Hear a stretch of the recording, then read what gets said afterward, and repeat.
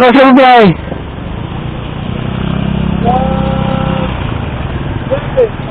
Oh, dalawa ba yan?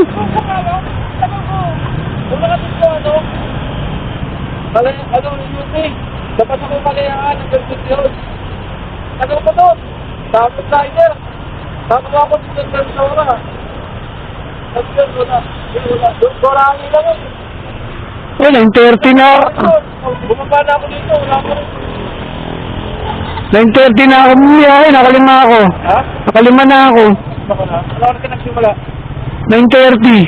9? Oo. 9:30, nakakunto ko na? Oo. 3 booking, 2 habal.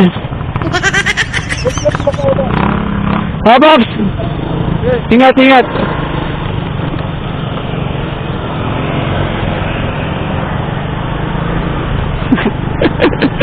Wow, naman si Babs ah. Hindi na yung makuha ang booking ah. Wala talaga, ganun talaga. Mayroon talagang patay oras na kahit saan ka magpunta, walang mapasok na booking.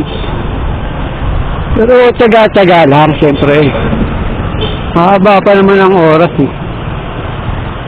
Di pa tapos ang laban para umiyak. Skarte lang kung saan ka makakahanap ng booking. Kailangan mo talaga mamuhunan ng gas. Ikot-ikot lang. Namusikat. Ganda ng sakay. Diba? Meron din namang oras na sagad ang booking. Kabababa mo pa lang. May pumapasok na kagad. Huwag na natin nireklamo na meron pumapasok kaso gurami. Kung malapit naman ang pick-up, accept agad. Parehas lang yan eh. Tagal mong oras naghintay sa isang lugar na walang pumapasok ng booking, naghihintay ka ng long ride. Wawa na ito, ito walang ito!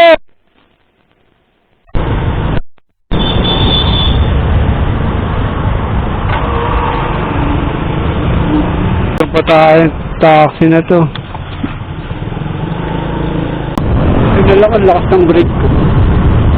Ang bagay yung mga brake natin sa brake pad.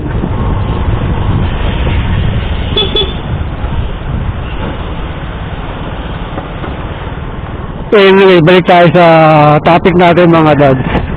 Yun nga, si Daddy ladap mapasok na booking sa kanya. Hintay lang tayo, may papasok din dyan. Tsagaan lang yan eh. Eh kung mainitin ka, wala talaga.